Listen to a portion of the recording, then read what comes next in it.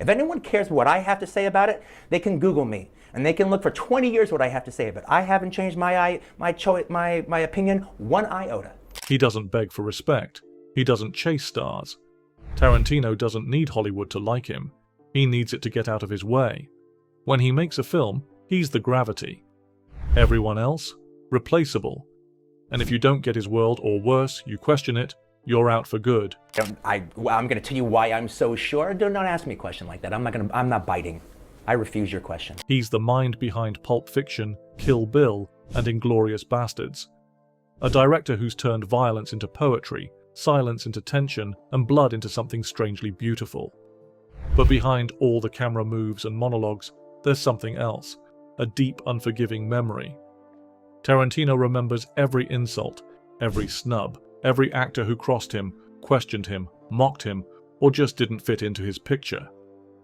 And when someone gets cut from Tarantino's frame, they don't come back. Not for a cameo, not even for a handshake. It's fucking Krista. Everything else is piss. Bellboy! Bellboy! Shut up! Shoo. You're making my friend Ted here nervous. He's worked with legends, but there's a very real blacklist. Not the one studios talk about, the one Tarantino keeps in his head. The actors he won't touch, the ones he walked off from, the ones who burned bridges and watched them explode behind them. These aren't whispers, these aren't fan theories, these are receipts. And here are the 6 names Quentin Tarantino wants nothing to do with. Number 1.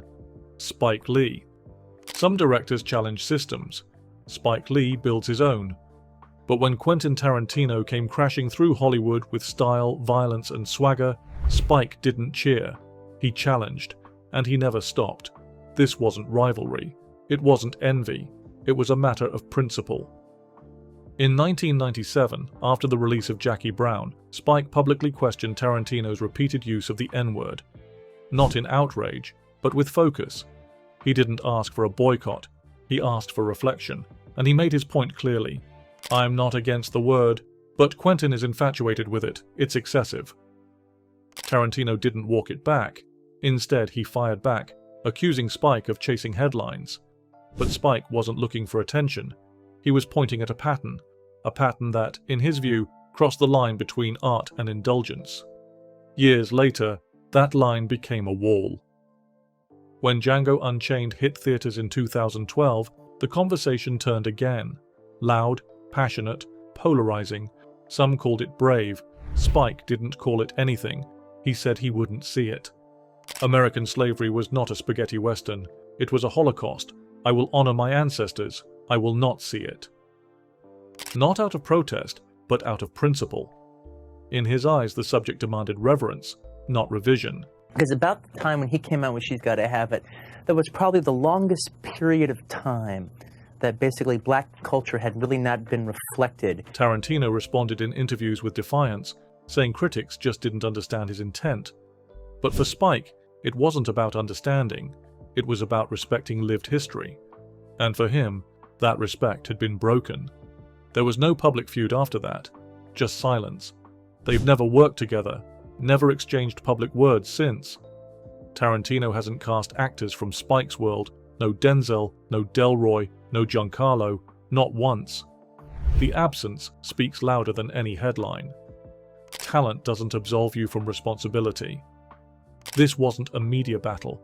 It was a quiet, permanent divide between 2 filmmakers who carry the weight of their beliefs into every frame. One pushes limits, the other guards them, and neither man is changing course. Number 2. Uma Thurman. Some actors build a career. Uma Thurman built a myth. From the moment she stepped into Pulp Fiction, she became more than just a lead. She became Tarantino's muse, and later, his reckoning, they created Kill Bill together. 2 films that redefined action, revenge, and female power. But behind the sharp writing and choreography, something was breaking, and it wasn't just trust, it was safety.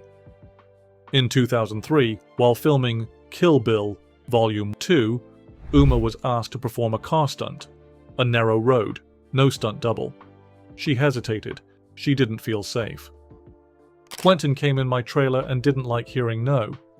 She got in the car anyway.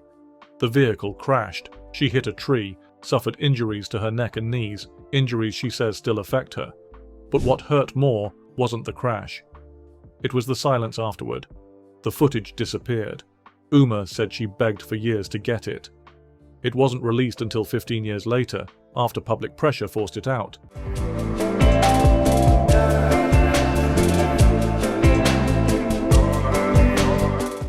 She didn't call it betrayal, but she didn't need to. It was a death box. I was scared. He pushed me into a car I didn't feel safe in. Tarantino later took full responsibility. He admitted he was wrong, but by then the damage was done. Their friendship cracked, their bond dissolved, and the woman who once brought his most iconic characters to life vanished from his films. They didn't work together again, not even a cameo. We had a conflict and a reconciliation. He was deeply regretful. But even with reconciliation, something didn't return. Not the rhythm, not the spark that made Kill Bill more than cinema, it made it personal. Uma wasn't just another actor. She was the face of his most human story, the one who bled on screen, literally and emotionally, for his vision. Today they speak politely, carefully, like old friends who shared something sacred, then watched it slip away. They gave the world a masterpiece, and they gave each other scars. Number 3. Jennifer Jason Leigh. Some actors come into a film late, but Jennifer Jason Leigh entered The Hateful Eight as if she'd always been there. She wasn't just acting, she was absorbing the cold, the blood, and the isolation of a Tarantino Western that felt more like a stage play than a movie. And for most of it, she was brilliant, quiet, intense, completely committed, until something went too far. There's a scene in The Hateful Eight where Kurt Russell's character smashes a guitar while Lee is sitting beside him.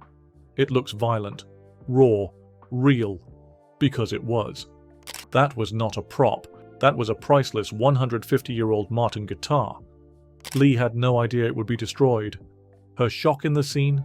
Genuine. That wasn't acting. It was instinct.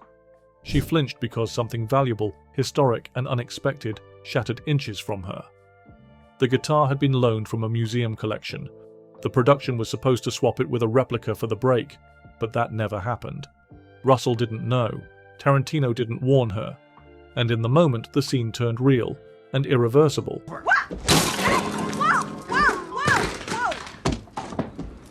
Turn around! Lee stayed professional. She didn't lash out. She didn't demand rewrites or walk off set. But something changed, and later interviews suggest she didn't forget the moment. I was in shock. I had no idea that was going to happen. It wasn't just about a guitar. It was about being caught off guard, for the sake of realism, and Tarantino has always played close to that edge. Sometimes he crosses it, and people pay the price in ways that don't always heal. Lee hasn't worked with him again. No reunions, no cameos, no commentaries, just one iconic performance, and then distance. It was upsetting. I've never experienced anything like it before. Some actors walk away quietly, some don't return at all. Lee has never spoken harshly about Tarantino, but she hasn't stepped into his world since. Sometimes silence says everything. Number 4. Samuel L. Jackson. Few actors are more tied to Quentin Tarantino than Samuel L. Jackson. From Pulp Fiction to Jackie Brown, Django Unchained to The Hateful Eight, he was Tarantino's voice, the rhythm, the rage, the calm before every storm. But somewhere along the way, the partnership cooled. Not with a headline, not with a scandal, just with silence. Their last film together was The Hateful Eight in 2015. After that, nothing. And when Once Upon a Time in Hollywood premiered in 2019, Jackson wasn't in it, not even in a cameo. People noticed. I'm not in that one, so maybe he didn't need me this time. Jackson didn't sound angry, but he sounded distant, and that wasn't like him. He'd always been open about his loyalty to Tarantino, how much he trusted his scripts, his instincts, his vision. The absence felt intentional, and subtle or not, it left a mark. Then came the Marvel comments. In 2022, Tarantino publicly said that Marvel actors aren't real movie stars, that the characters were bigger than the performers. It wasn't aimed directly at Jackson, but he was part of that universe, and he wasn't going to let it slide. It takes an actor to be those particular characters. It's not just about the costume. He didn't lash out. He corrected, with calm precision. Like someone reminding an old friend not to forget who helped him build his legacy. Chadwick Boseman is Black Panther. Yeah, of course. You can't refute that, and he's a movie star. Since then, Jackson has continued building within Marvel, television, and beyond. And Tarantino? He's kept a noticeable distance. No announced collaborations, no cameos, no behind-the-scenes reunions, just space. They haven't spoken negatively about each other, but they also haven't spoken together in years. And in Hollywood, sometimes that's louder than an argument. He gave me some of my best roles, but everybody changes. Jackson's words aren't bitter. They're reflective, honest. He isn't slamming a door, he's just acknowledging that maybe quietly, it already closed. 2 artists, 1 unforgettable collaboration, and now a quiet parting. Number 5. Denzel Washington. Denzel Washington has worked with some of the greatest directors of all time: Spike Lee, Tony Scott, Ridley Scott, Antoine Fuqua. But one name is noticeably absent from that list: Quentin Tarantino. And that's not an oversight. Their paths never crossed on set, but off set? The tension was real. It started in the mid-1990s, after the release of Crimson Tide. Tarantino was brought in quietly to polish some dialogue, mainly between Gene Hackman and Denzel. But there was one problem. His additions included the N-word. Denzel wasn't having it. I didn't appreciate that. I'm not gonna say it. The two clashed in a closed-door meeting. According to several accounts, Denzel confronted Tarantino directly. He wasn't heated, but he was clear. Some things, he said, don't belong on the page just to make a scene pop. Tarantino stood his ground, but something shifted.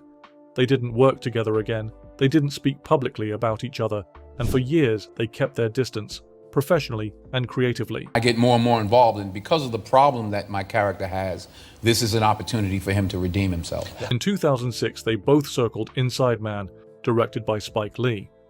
It was sharp, intense, something Tarantino might have loved to write, but by then the silence between them was already established. Tarantino later admitted his admiration for Denzel, but also hinted that a collaboration might never work. He's brilliant, but I don't know if we'd be good for each other. It wasn't about talent, it was about vision. Denzel demands control, precision. Tarantino demands full surrender to his world. Neither was wrong, they were just incompatible. I respect his work, but we're different. There's no public feud, no scandal. Just 2 iconic artists who chose different paths and never looked back. Sometimes the most powerful splits are the quiet ones. Number 6. Oliver Stone. It started with a script. Quentin Tarantino wrote Natural Born Killers in the early 1990s, an experimental, violent love story about 2 murderers who become media icons. He imagined it as a bold, pulpy crime film, raw, fast, unfiltered. But when Oliver Stone got his hands on it, everything changed. Stone, an Oscar-winning director known for Platoon and JFK, rewrote the script heavily. He kept the core, but twisted the style, added surreal visuals, satire, and political commentary. The final film barely resembled what Tarantino had written. I hated what they did with my script. I didn't want my name on it. Tarantino was furious. He tried to distance himself from the film entirely. He refused to promote it, refused to watch it, and for years he wouldn't even speak Stone's name in interviews. Stone, on the other hand, stood by his choices. He said the rewrite was necessary to make the story his own, and he didn't apologize for the shift in tone. That script needed a voice. I gave it one, and it became mine. Tensions didn't fade. Years later, Tarantino referred to Natural Born Killers as a travesty. He said it was the only script he regretted ever handing off. For him, it wasn't just a bad adaptation, it was a betrayal. Well, I've never seen it from beginning to end. Why? Oh, well, because he rewrote the script and like this, you just can't do that to me. Stone didn't retaliate with insults. He didn't need to. He simply moved on. But the rift between them never healed, and unlike most professional disagreements in Hollywood, this one stayed cold. For decades, they've never collaborated. never appeared at the same events, never even shared a panel discussion. Just silence, deliberate and mutual. We're very different filmmakers. He's not my kind of storyteller. Tarantino has often said that control is everything, and this was the one time he gave it up and watched his vision vanish. That memory stayed with him, long enough that he's never made the same mistake again. Two directors, two egos, two completely different ways of telling a story, and one film that split them forever. He's been called a genius, he's been called reckless. But to these stars, Quentin Tarantino was never a hero. He was a problem. Some couldn't forgive his obsession with danger, others couldn't stomach his scripts, and once the trust cracked, the anger never left. Not in silence, not in memory. So who else do you think has no love for Tarantino? Whose name belongs on this list?